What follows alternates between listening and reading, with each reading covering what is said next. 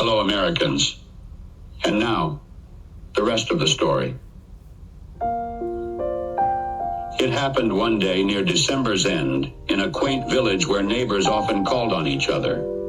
Two neighbors, feeling the spirit of the season, decided to visit their old friend Conrad. They found his humble shop adorned with festive decorations, thousands of green bows, holly twined over the rafters, and a table spread with a welcoming feast. Conrad sat with a gleam in his eye, working diligently. As he tied a piece of twine, he paused and looked up, a smile spreading across his face. "Old friends," he said, "at dawn today, when the cock was crowing the night away, the Lord appeared to me in a dream. He said, 'Conrad, I'm coming to be your guest.'" Conrad's friends listened in amazement. "I've been busy all day," Conrad continued, "preparing my shop and making everything perfect for his visit. The kettle is shined and the table is set. Now I wait with eager anticipation to welcome the Lord into my home." His friends, touched by his devotion, left him alone to prepare for this holy encounter. For Conrad, whose family had long since passed away, this promise filled his heart with joy. This Christmas, he believed, would be the dearest and best of all. As the day progressed, Conrad listened intently for any sound that might signal the Lord's arrival. Each time he heard a noise, he rose with a start and hurried to the door. The first sound came from outside, and Conrad saw a shabby beggar, shivering in the cold, his shoes worn and his clothes tattered. Moved with compassion, Conrad invited the man inside. "Your feet must be frozen," he said.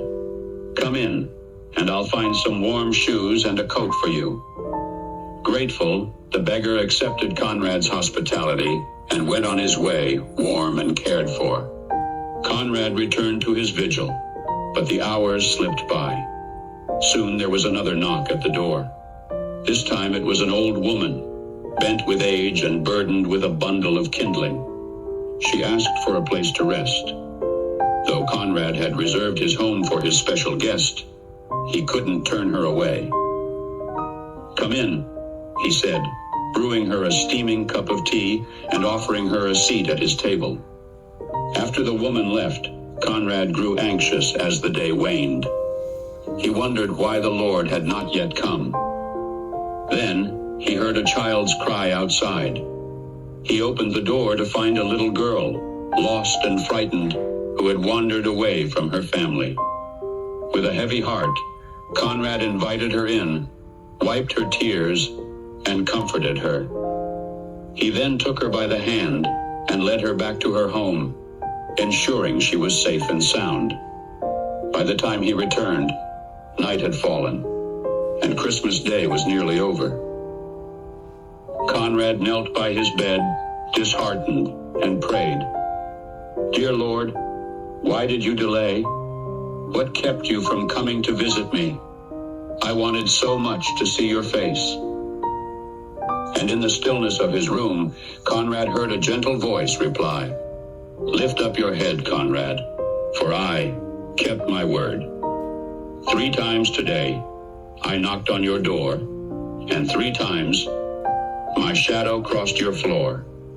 I was the beggar with cold, bruised feet. I was the old woman you gave something to eat. I was the lost child you welcomed with warmth and care. Each time, you opened your heart. Each time, love was there. Of all the gifts, love is the best. And today, Conrad, I was honored to be your Christmas guest." This was the story of Conrad and his Christmas guest. Only now you know the rest of the story.